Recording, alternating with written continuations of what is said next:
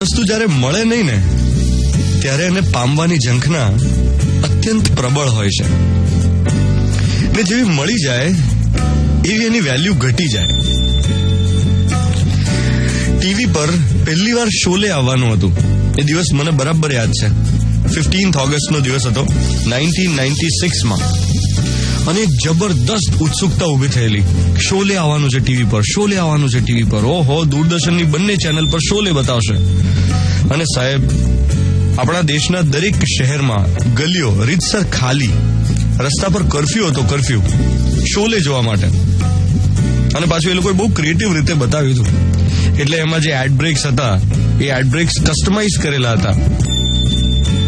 જેટલા પણ સ્પોન્સર્સ હતા, I think Fevicol was the prime sponsor. અને એમાં બહુ જ ક્રિએટિવ એડ્સ માત્ર ને માત્ર શોલેને સંદર્ભમાં રાખીને બનાવેલી. પણ એનીવે, હવે આજની તારીખમાં તમને એમ કહું કે શોલે આવવાનું છે ટીવી પર, તો કેટલા લોકો જોશે? કેટલાને ખરેખર ઇન્ટરેસ્ટ હશે? પહેલા વેકેશન પડે એટલે ઘરમાં વિડીયો ગેમ્સ માટે આમ એક્સાઇટમેન્ટ રહેતું. ભાડે લાવીને અમે લોકો વિડીયો ગેમ્સ રમતા. એ વખતે મારિયો, કોન્ટ્રા આ બધું રમવાની બહુ ઉત્સુકતા હતી. કારણ કે ઇઝીલી અવેલેબલ નહોતી. ધારો ત્યારે રમી શકાય એવી સગવડ નહોતી. અરે સાહેબ, રેસ્ટોરન્ટમાં જમવા જવું એ વાર્ષિક ઘટના હતી.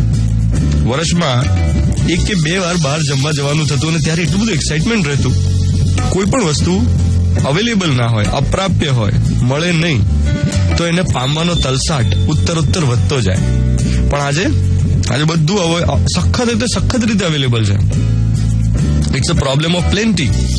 વિપુલ માત્રામાં ઉપલબ્ધ છે એટલે કોઈ ખાસ એક્સાઇટમેન્ટ રહેતું જ નથી.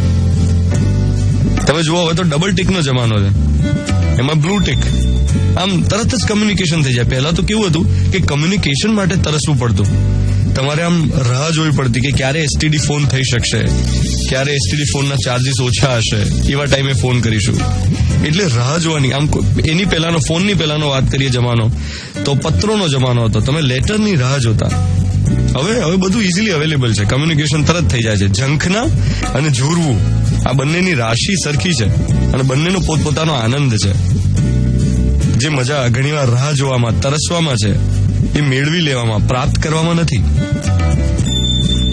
અને એટલે જ આજનો મોર્નિંગ મંત્ર, કોઈ પણ રિલેશનશીપને હેપી રાખવી હોય, કોઈ પણ સંબંધને પ્રફુલ્લિત, મહેકતો રાખવો હોય તો વધુ પડતા અવેલેબલ ના થવું. Over availability kills curiosity, thrill and creativity. અને આજના વોટ્સએપના જમાનામાં બહુ અઘરું છે. 7:15 થઈ રહી છે.